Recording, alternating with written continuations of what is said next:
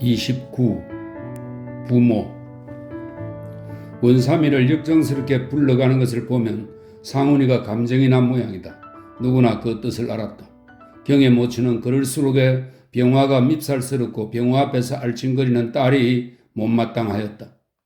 경애는 생각하였다. 노하겠건 노하렴, 이 집을 사주든 오마라져 들어가든 할 대로 하렴, 자식 정말썽을 부리겠거든 데려가라지. 어머니도 잘 맡아 길이 쓸지 모르겠지만 더구나 내 일에 새삼스럽게 총차를 하실 경우가 무슨 경우더람. 아무리 부모기로 시집 하나 변변히 안 보내주고 지금 와서 병화에게 돈 없다고 쌍지팡이 짚고 나설 여미가 있지. 경애는 애초에 상훈이와 그렇게 된 것이 모친이 상훈이의 돈에 장을 대고 그래도 좋을 듯이 귀띔을 하기 때문에 용기가 나서 내뻗어버린 것이지.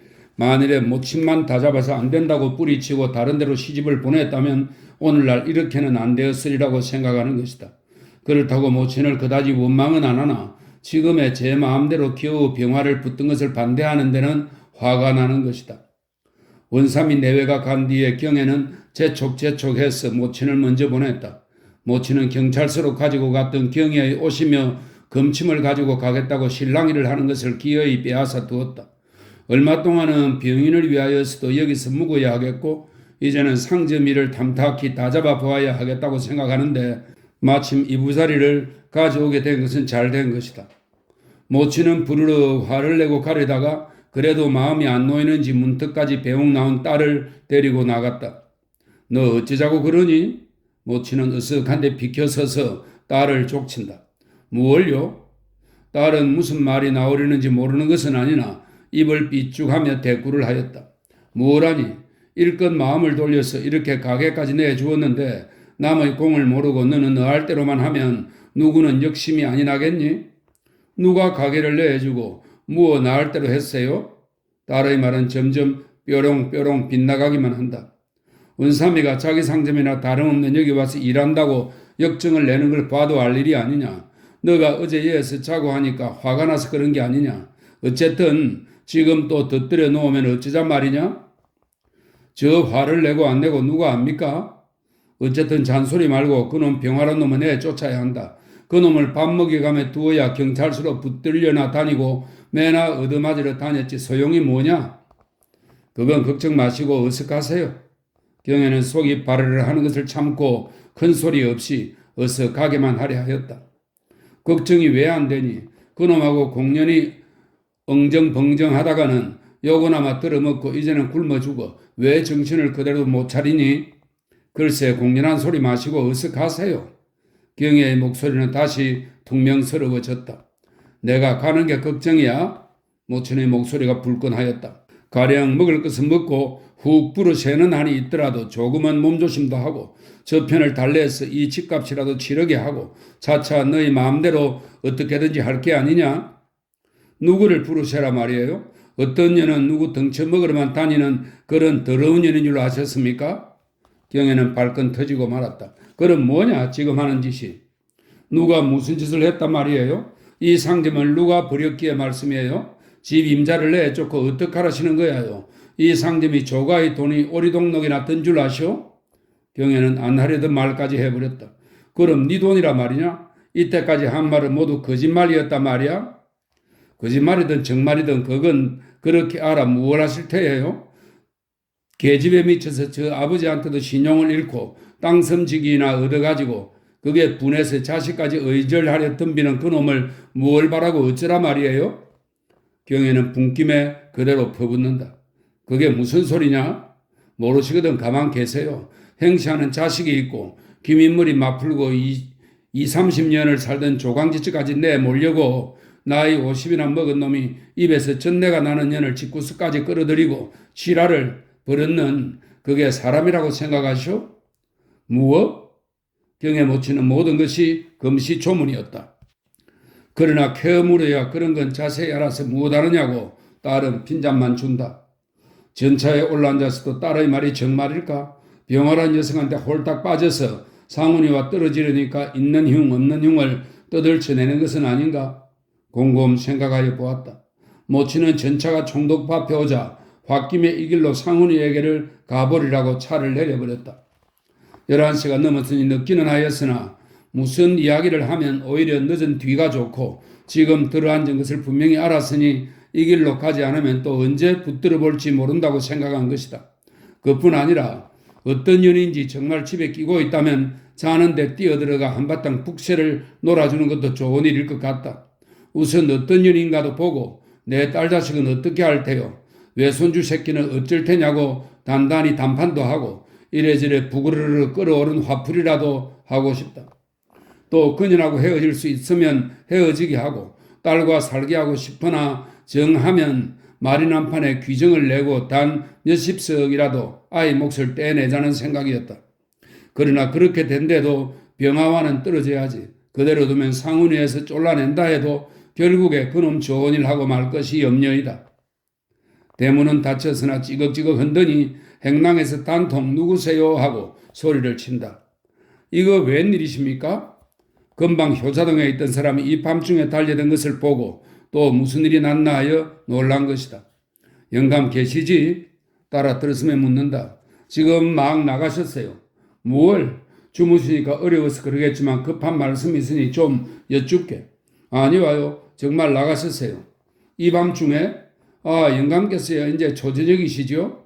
하며 원삼이는 웃는다. 그럼 색시는 있겠군. 색시가 누굽니까? 원삼이는 또 헤헤 웃는다. 어쨌든 사랑문을 좀 열게. 경에 못 치는 사랑문으로 향한다. 들어가 보시나마나 아무도 없어 와요. 색시는 그저께인가 그저께 왔다가 도로 갔어요. 딸의 말이 아주 거짓말은 아니로군 하는 생각이 들었다. 그럼 아내는? 아내야 마님이 계십죠. 그런데 왜 그러세요? 원삼이는 이 마님이 왜 이렇게 몸이 달았는지 영문을 알 수가 없다. 정령 없지? 그렇게 못 믿으시겠거든 들어가 보세요. 하지만 이따라도 또 데리고 오실지 모르지요. 첫날 와서 주무시고 한바탕 야단이 난 뒤에는 밤이면 있으겠어야 같이 들어와 주무시니까요. 만나시려면 내일 아침에 일찍이 오십시오. 그도 그럴듯하다고 생각하였다. 그래, 야단은 무슨 야단인가? 마님께서 가만 계신가요? 문전이 더러워지고 자식 길러 먹을 수 없다고 야단을 치시고 영감께 데리고 나가라 하시니 말씀이야 옳지만 영감님은 또 어디 그렇게 호락호락 하십니까? 되레 마님께 나가라고 야단이십죠. 암만 해도 이 댁도 어떻게 되시려는지. 전에는 영감께서 약주 한 잔을 안 잡수셔도 쉬쉬하시고 그런 외입을 하시기로 누가 김이나 맡겠습니까마는 뭐 요새는 그대로 마구 터놓고 밤이나 낮이나 길을 쓰시는 것 같아요. 노영감을 쫓아가시려고 돌아가실 때가 되어 그런지 재산이 아드님께로 가서 화가 떠서 그러신지 알 수가 없습니다. 그 색시가 이 집 차지를 하겠다는 거로군. 그렇습죠. 그 색시가 뭐 애가 들었다나요? 그건 고사하고 저기 안동 사는 매당집이라든지 하는 그댁 마님의 수양딸이라나요? 그래서 그 연병 때 마님이 앞장을 서서 서둘러대기 때문에 아마 영감님께서도 울며 겨자 먹기로 쩔쩔 매시고 어쩔 줄 모르시는가 봐요. 경에 모치는 들을 것을 다 듣고 나서 그럼 내일 올게. 영감께는 아무 말 말게. 이렇게 부탁을 하여 놓고 나와버렸다. 상훈이는 경애가 산해진에서 침식을 하고 있는 모양이라는 말을 원삼에게 듣고 화증이 나서 다시 뛰어나간 것이다. 오늘은 고단도 하고 의경이가 안 올 듯도 하여 일찍 들어왔다가 신새벽에 나간 원삼이가 밤이 들도록 산해진에 틀어박혀 있다는데 역정이 나서 불러오라고 한 것이었다.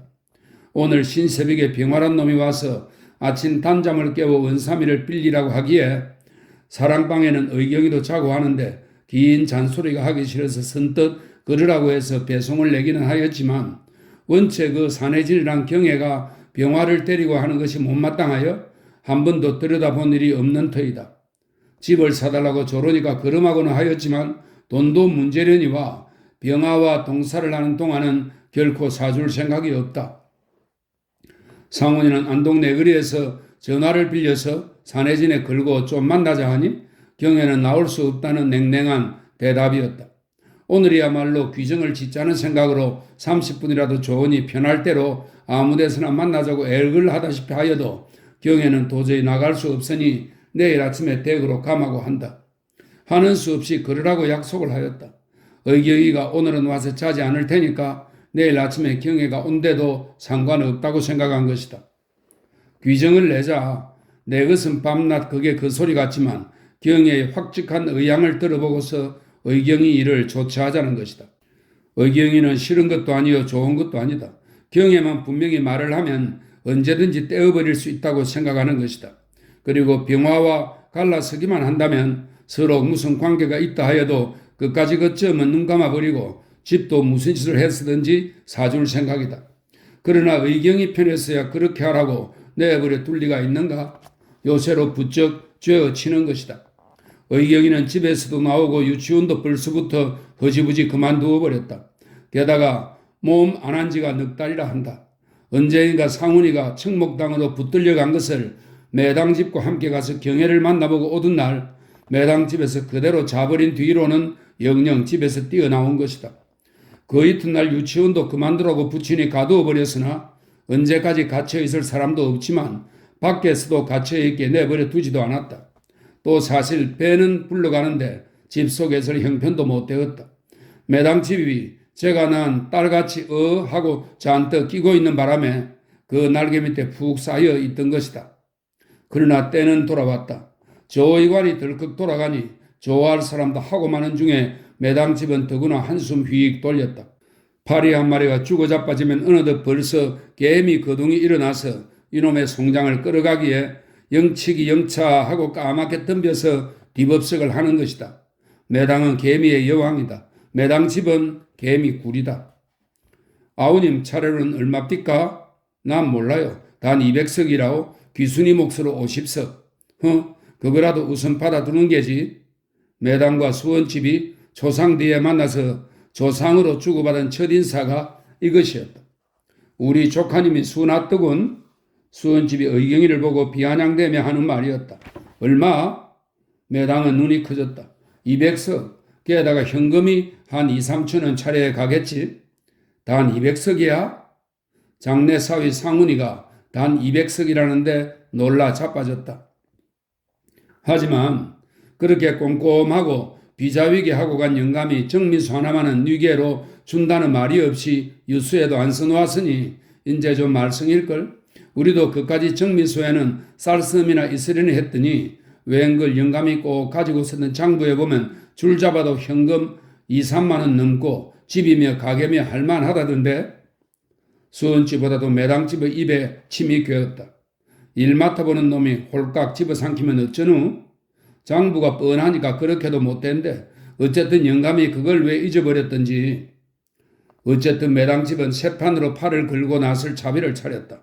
그래서 우선 의경이부터 단단히 굳히려고 급기야에는 화계동 집으로 끌고 가서 여기서 살림을 시키라고 복장을 안긴 것이었다.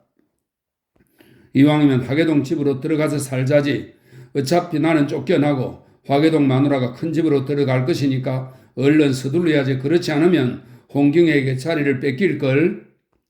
수원집이 충동이지 않아도 매당도 그런 짐작이 없지는 않았다. 수원집으로서는 어서 떼어가질 것을 떼어가지고 태평통 집으로 옮아가자는 것이다. 유수대로 3년씩이나 상층을 지키고 있을 맛도 없거니와 따로 나가 앉아야 남편을 골라도 고르고 정미소를 3분파 하자고 때도 써볼 수 있지. 한 집 속에 있으면 맞대 해놓고 싸우기도 어렵다. 어쨌든 그러자면 화계동 집이 뒤집혀서 듣기 뭐가 밀고 들어오게 되고 따라서 수원집이 쫓겨나가는 모양이 되면 남듣기에라도 3년을 못 참아서 제목만 찾아가지고 달아났다고는 안 할 것이요. 도리어 내쫓은 며느리가 심하다고 할 것이다. 아니나 다를까 의경이가 오던 이튿날 아들에게 쭈르러 와서 하소연을 하니 아들도 그럴 듯이 듣는 모양이다.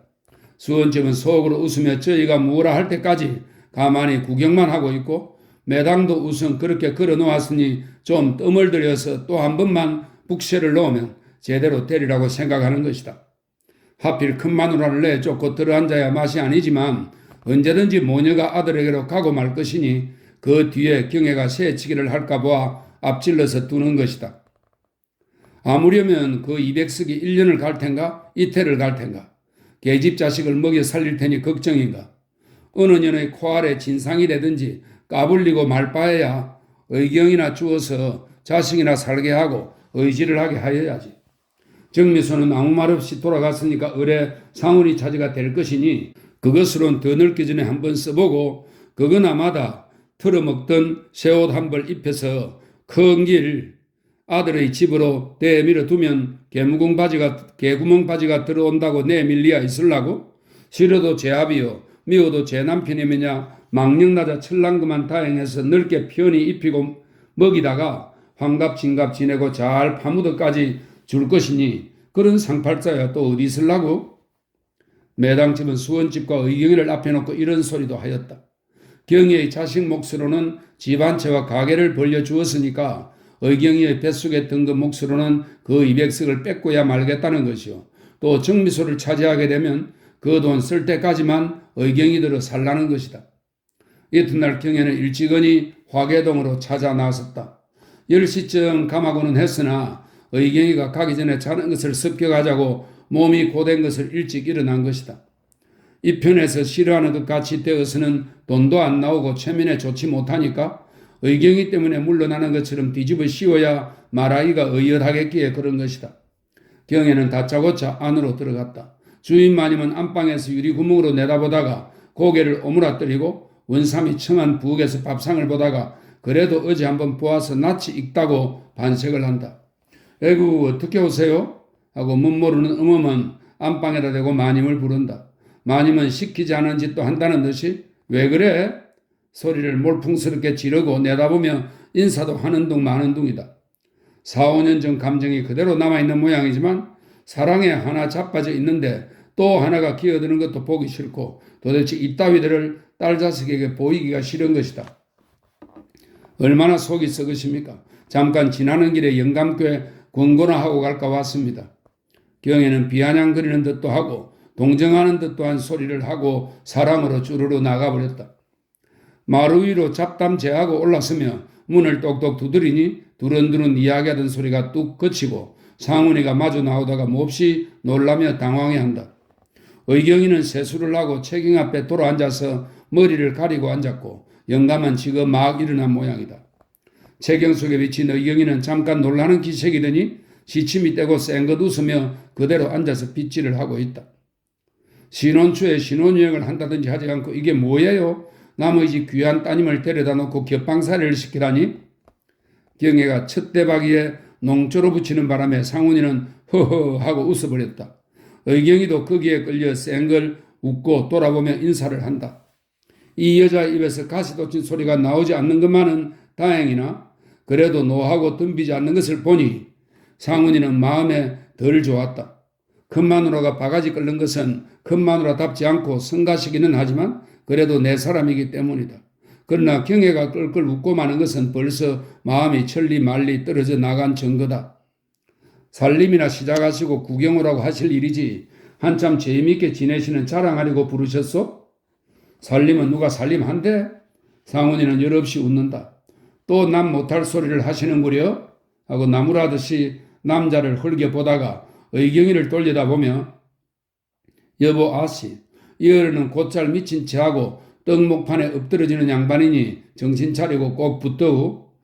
근육이나 내나 팔자가 사나워 이렇게 되었지만 마음을 한 군데 꼭 붙이고 풍파 없이 잘 살아야 하지 않소? 하며 큰 말을 하나 댄 듯이 이런 듣기 좋은 소리를 한다. 의경이는 생글생글 웃기만 하면서 머리를 털어얹고 피인을 여기저기 찌르고 앉았다. 당신도 거우라고 의논을 해보시오. 머리에는 눈발이 날리고 돈 한 푼이라도 쓰면 없어지는 것은 고사하고 욕이에요. 100원 쓰면 100원어치, 1000원이면 1000원어치의 욕이 들어오는 것이에요. 욕주머니를 차고 천당에를 가서 하나님께 끌어달라고 보채실 작정이면 모르겠지만 죄가 무거워서 올라갈 수는 있고요. 헤헤헤. 경기구 같은 욕주머니면 몰라도 의경이가 새치기를 하는 바람에 경혜도 웃고 말았다. 상훈이는 이런 진담의 근거를 들어보기는 이 세상에서 처음이었다. 듣기에 창피하기도 하고 어줍지 않아 보이기도 하나 한편으로는 고맙기도 하기는 하다. 그러나 다시는 말을 붙여볼 여지가 없게 되어가는 것이 안타까웠다. 이제는 단념해버려야 하겠구나 하는 생각을 할수록 이 여자에게 더욱 마음이 끌리는 것을 깨달았다. 진탕 먹고 입고 법석을 하거나 진곡의 바닥으로 싸지르며 쓸 것 못 쓸 것 함부로 사들이거나 하며 세월을 보내야지.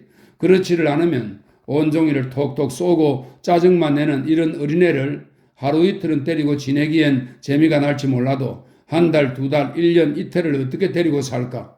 벌써 초로의 고비를 넘어선 자기에게는 철이 들고 살림을 잡을 만하게 된 경애가 알맞게 생각이 드는 것이다. 그러나 아무래도 남의 사람 같다. 병화는 장사를 할 모양인가 어떻게 할 모양이야? 운동자면 운동을 하거나 비성비속으로 남만 성가시게 그게 무엇란 말인가? 상훈이는 그래도 둘이 사이를 뗄 여지가 있을까 하고 한마디 걸어보았다. 남의 걱정은 왜 이렇게 하시오? 지금 남의 걱정하시게 되었소? 경애는 병화라는 이름을 쳐드는 것까지 듣기 싫어서 핀자를 주었다. 남의 걱정이 아니라 그 모양으로 끌고 다니는지 끌려다니는지 알 수 없으나 어쨌든 싸움질이나 하고 붙들려 다니면 장사도 안 되고 성이 가시지 않아? 속 시원한 소리도 퍽 하시오. 그러기에 내가 차지를 하자면 저 들여놓은 돈을 얼른 빼내주어서 배송을 내자는 거지. 모두 얼마만 있으면 된다 말이야? 상훈이는 다가앉는 말 눈치다. 의경이의 눈은 깜짝깜짝해지며 다음 말에 귀를 반짝 뜬다. 2,500원, 3,000원까지는 있어야 해요. 두 사람은 잠자코 말았다. 상훈이는 그 돈만 내놓으면 병화를 내쫓겠느냐고 따지고 싶으나 의경이 때문에 입을 닫혀버리는 것이다. 아내는 어머니 밥상을 들고 나온다. 겸상이다. 나는 세수도 안 했는데 왜 이리 급하냐? 주인 영감은 역정을 내면서 일어서는 경애를 붙든다. 자기는 나중 먹을 테니 둘이 먼저 먹으라는 것이다. 두 분이 재미있게 자실 것을 말이 되느냐고 하고 경애가 코웃음을 치며 나오려니까 사랑문을 찌걱찌걱 흔드는 소리가 난다. 어머니 홍역회 상을 놓고 나가서 여니 경애 모친이 들어온다. 전도 부인치는 손에는 금정 우단 주머니를 들고 자줏빛 목도리를 코밑까지 칭칭 감았다. 모녀는 서로 놀라며 주춤하고 상훈이는 어이없이 해 웃고 바라만 보고 선다. 경애는 모친을 그대로 끌고 가려 하였다. 말눈치 같아서는 다소간 해줄 모양인데 공연히 덧들여 놓으면 창피만스럽고 불끈하는 성미에 내키던 마음이 다시 들이꺼을까 보아 살살 달래자는 것이다. 그래도 모친은 한바탕 푸념을 한 뒤에 모녀를 못 데려가겠거든 일평생 먹을 것을 내놓거나 그것도 안 들으면 재판을 하겠다고 막 잘라 말하였다. 자식도 그래서 재판질을 한다는데 왜 내가 재판을 못하겠니? 너는 무엇하러 비릿비릿하고 구칙칙하게 줄줄 쫓아만 다니는 거냐? 세상에 뭐뭐 달린 놈이 동이 났더냐? 이 마님이 언제부터 이렇게 마구 뚫은 창구멍이 되었는지 상훈이는 예배당 시대를 생각하면 자기도 변하기는 하였지만 놀라지 않을 수 없었다.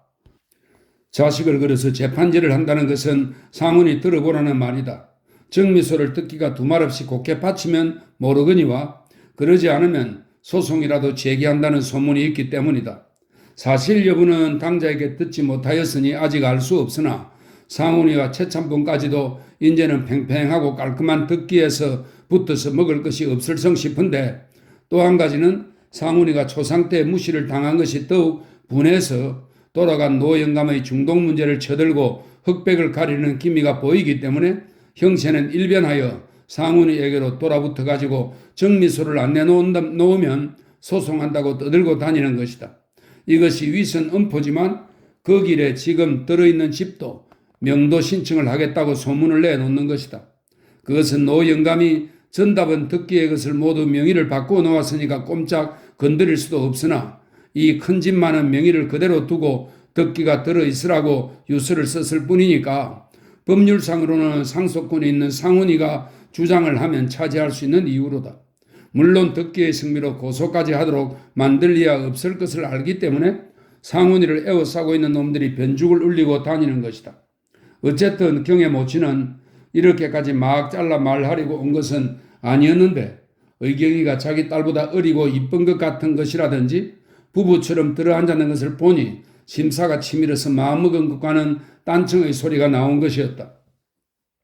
그러니만치 길거리에 나와서는 금시록 후회를 하고 말이 그렇지만 어린 것을 생각하기로 아주 인연을 끊을 수야 있니?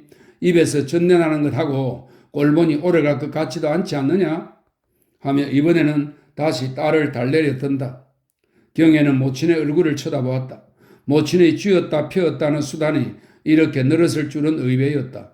그러나 암만 해도 상훈이를 놓치는 것을 아까워하는 양이 답답하여 말도 하기 싫었다. 이날 낮에 듣기 못 치는 친모들은 자기 금침과 옷장을 실려보내라고 이르고 아들의 집으로 가버렸다. 영감은 암만해야 쇠기의 경일기로 점점 더 빗나갈 뿐이요. 늙은 년 젊은 년들이 신새벽부터 페페히 꼬여들어서 저자를 버리는 그 꼴이야 이제는 더 볼 수 없다는 것이다. 영감은 시원할 것도 없으나 되어가는 대로 내버려 두었다. 아들이 왔다 갔다 하고 한참 뒤숭숭하였으나 결국 이틀 후에는 영감만 남겨두고 원삼이 식구까지 모두 다 떠나버렸다.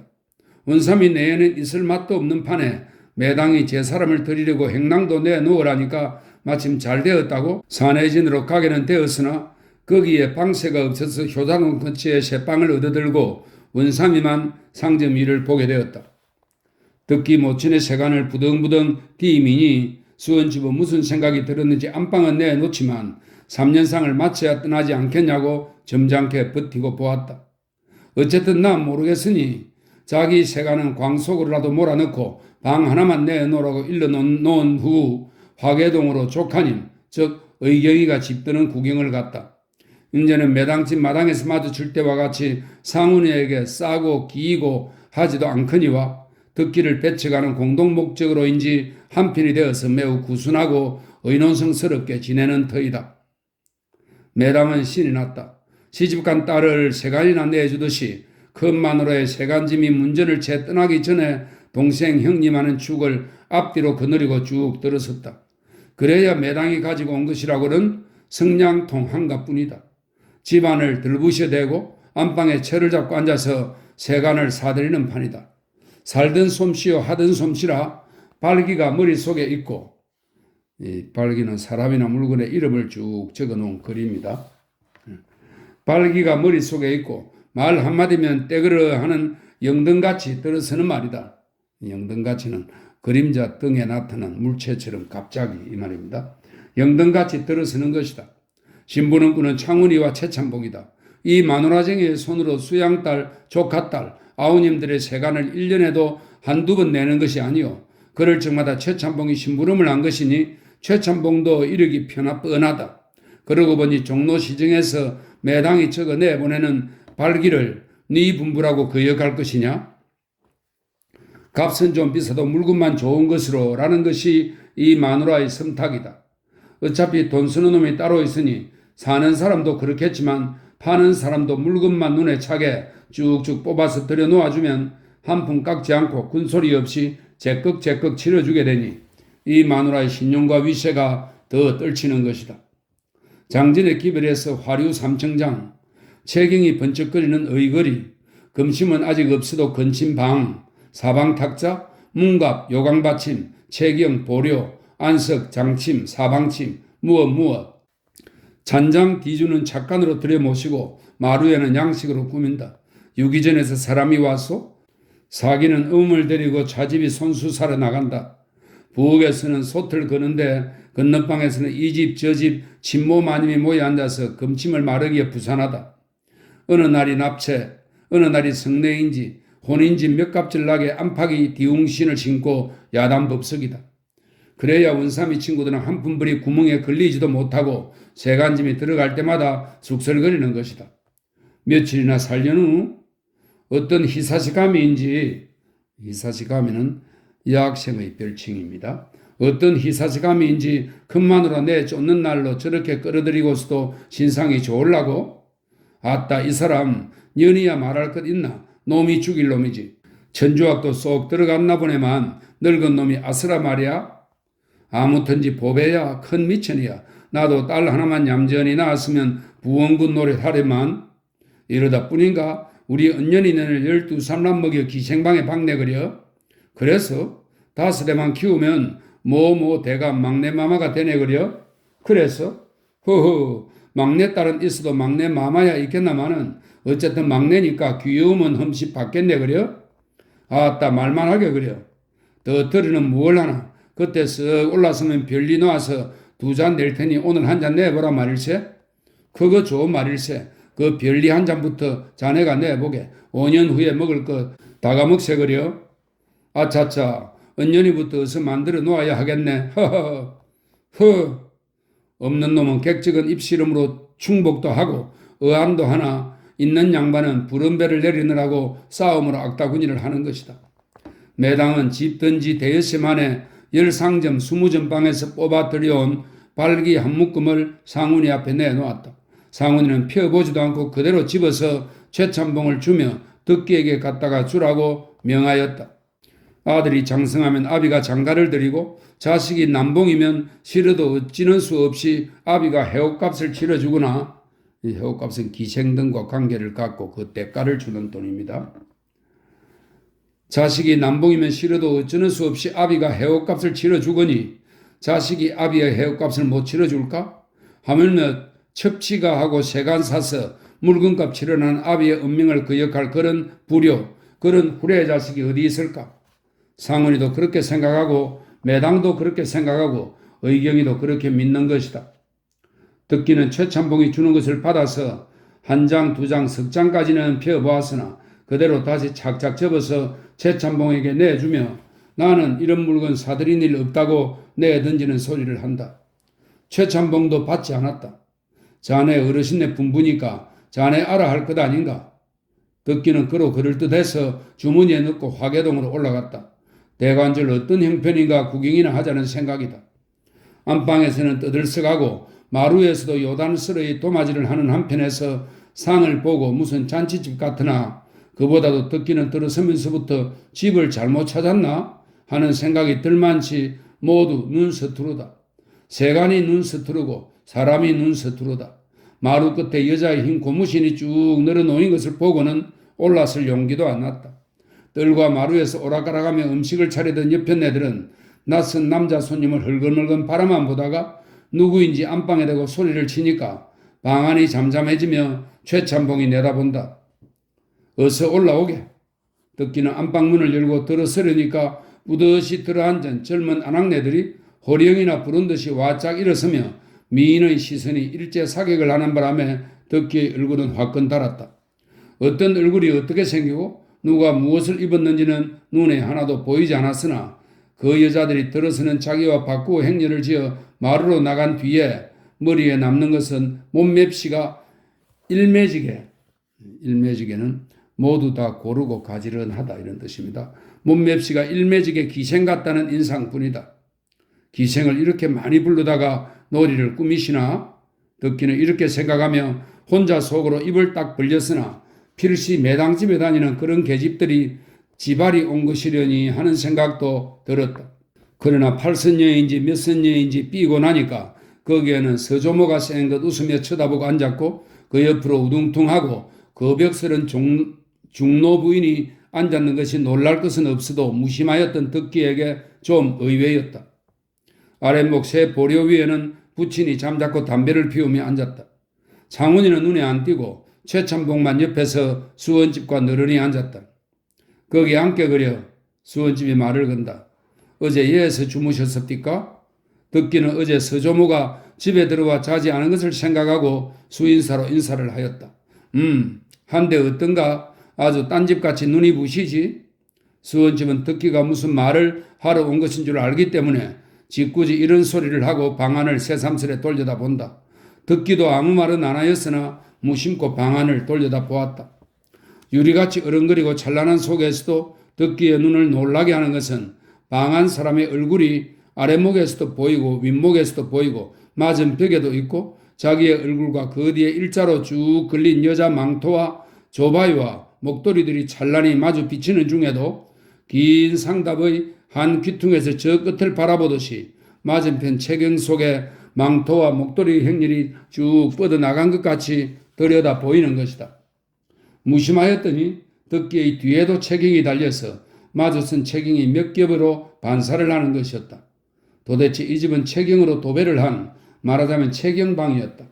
아무리 큰 이발소라도 채경이 일자로밖에는 달리지 않았건만 이것은 또 무슨 취미인고 하며 덕기는 오래 앉았을수록 알지 못할 공기가 압박을 하는 것을 깨달았다. 아까 그건 봤니? 부친이 비로소 말을 붙이나 아들은 다음 말을 기다리고 가만히 앉았다. 치를 수 없거든 거기 두고 가거라. 역정스러운 목소리나 여자 손들이 많은데 구차스럽게 세간값으로 부자 충돌하는 꼴은 보이기 싫기 때문에 아들의 입을 미리 막으려는 것이다. 안 치러드린다는 것은 아닙니다마는 덕기는 너무 오래 잠자코 앉았을 수가 없어서 말뿌리만 따고 또 가만히 고개를 떨어뜨리고 앉았다.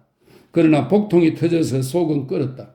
속에 있는 말이나 시원스럽게 하고 싶으나 부친 앞에서 그럴 수도 없다. 이 판에 용이 이렇게 과하시면 어떡합니까?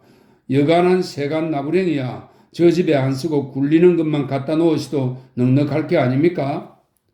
사실 부직경이 한 가지라도 사드리고 800원 가까운 돈을 모아서 치른다는 것은 누가 치르든지 어려운 일이다. 이 판이 무슨 판이라 말이냐? 그따위 안 입고 온 소리 할 테거든. 그거 내놓고 어서 가거라. 아침 해장이 미끄러져서 온종일 은근히 취한 영감은 화만 버럭버럭 내고 호령이다. 할아버지께서 산소에 돈 쓰신다고 반대하셨죠? 그걸 생각하시기로 어째? 너희들은 먹여 살리라니? 걱정 마라. 아니고 너가 무슨 총찰이냐? 그러나 정미소 장부는 이따라도 내게로 보내라. 부친은 이 말을 하려고 터집을 잡는 것이었다. 정미수 아니라 모두 놓으라셔도 못 드릴 것은 아닙니다마는 늘 이렇게만 하시면야 어디 드릴 수 있겠습니까? 드릴 수 있고 없고 간에 내 것은 내가 찾는 게 아니냐? 왜 그렇게 말씀을 하셔요? 제게 두시면 어디 갑니까? 이놈 뿌랑당 같은 소리만 하는구나. 돈 몇백 원도 못 치러주겠다는 놈이 어째? 부친의 신경질이 일어났는지 벼랑간 달려들더니 주먹으로 뺨을 갈기려는 것을 덕기가 벌떡 일어서니까 주먹이 어깨에 맞았다.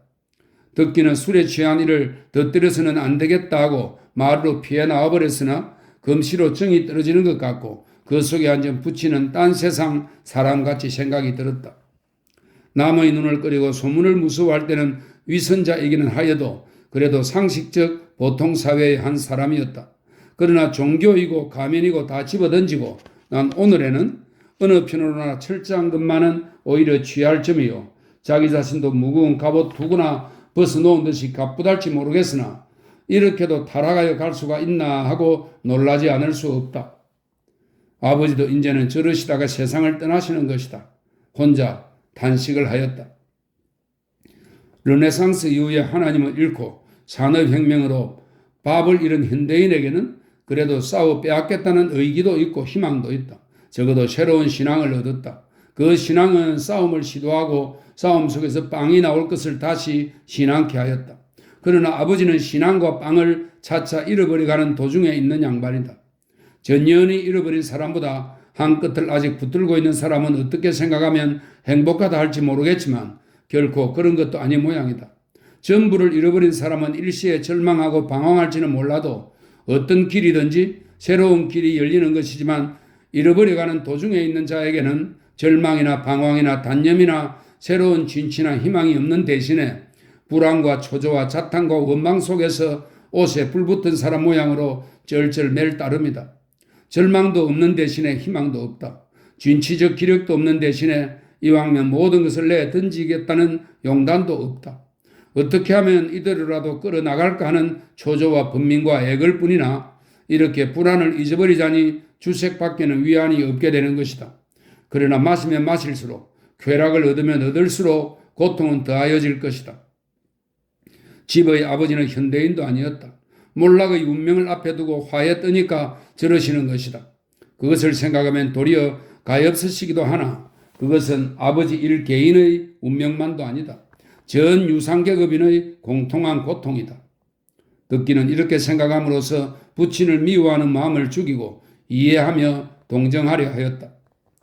덕기는 집에 돌아와서 50원, 60원, 많은 것은 100수십원이요. 적은 것은 5, 6원까지 되는 소절수는 수표입니다. 소절수를 10여 매나 떼어서 상점 빨기와 함께 지주사를 내주고 곧 가서 셈을 하고 오라 하였다.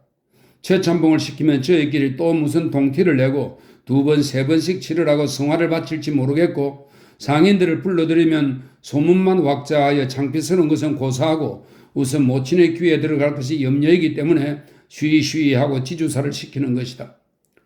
필순이는 과일 광주를 싸놓고도 딱 결단을 하고 나서기가 어려웠다. 누가 무엇라고 하는 것은 아니나 겸연쩍은 것이다. 병화라도 어서 가보라고 한마디 해주었으면 좋을성 싶으나 일부러는 아니겠지만 모른 척하고 장부를 뒤지고 있다. 듣기가 몸져 누운 지 벌써 사흘이다. 가보고 싶은 마음이야 소식을 듣던 그 시각부터 있었으나 모친과 교대로 병원에 가랴 사람은 달리는데 상점 일보랴 빠져나올 길을도 없거니와 병화가 앞질러서 인사는 자기가 잘해주마고 하는 말에 가보겠다고 냅들 용기가 나지를 않았던 것이다. 모친도 너는 주제꼬라고 안 되었으니 내가 한번 가보고 와야 되겠다 하고 어제 오늘 지내온 터이다. 그러나 어젯밤에 병화가 다녀오더니 아마 독감인 게야. 게다가 몸살도 겹친 모양이요. 어쨌든 길을 떠났다가 알아 누운 것보다는 잘 되었지. 하며 필순이 들어 내일은 잠깐 가보고 오라고 하는 바람에 새 기운이 나서 오늘 가려는 것이다. 듣기는 2, 3일 내로 경도로 가려 하였던 것이다. 좀 늦기는 하였으나 시험 일자에 댈 수가 있으니까 잘 보든 못 보든 졸업시험이나 치르고 오려던 것이다.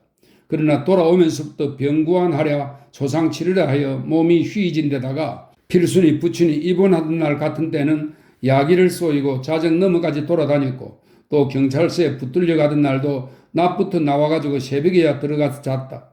게다가 모친이 이사를 오네. 이를테면 기도도 안 벗은 상제님일 부친이 그 법석을 하네 하여 마음이 더 한층 상하고 보니 심신이 피로할 대로 피로하여 몸살이 덜컥 나서 들어 누운 것이다. 몸살에 감기가 끼었다. 상한인가도 싶다. 필순이는 더욱 미안하고 애가 타는 것이 부친이 입원하던 날 너무 애를 써서 그 빌미로 눕게 된 것이나 아닌가 하는 것이다. 아씨, 이거 무거워 들고 가시겠습니까? 제가 자전거에 놓아가지고 주르륵 갖다 놓고 올게. 아씨는 전차 타고 옵쇼. 원삼이가 이렇게 서두르는 바람에 필순이는 옷을 차리고 광주리를 들고 나왔다. 귤 같은 것도 좀 좋은 것을 사달라고 하고 싶은 것을 그대로 참고 상점에 있는 것을 골라 넣었지만 이 잘량한 것을 사람을 시켜 보내는 것도 우습고 정성으로 가져가는 것이니 손수 들고 가고 싶은 것이다. 나올 때 병화는 다시 불러서 여기서 간 줄 알면 주인 마님이 싫어할 것이니 꾸며대고 오래 앉았지도 말라고 일렀다. 가르쳐 주는 대로 찾아와 보니 생각하였더니보다도 문전이 너무나 어리어리하고 대문 안에 들어서서도 어느 문으로 들어가야 안이 되는지 몰라서 어른거리다가 여자 목소리가 나는 대로 가려니까 마주 보이는 안 대청 앞에 섰는 원삼이처가 반색을 하며 뛰어나온다.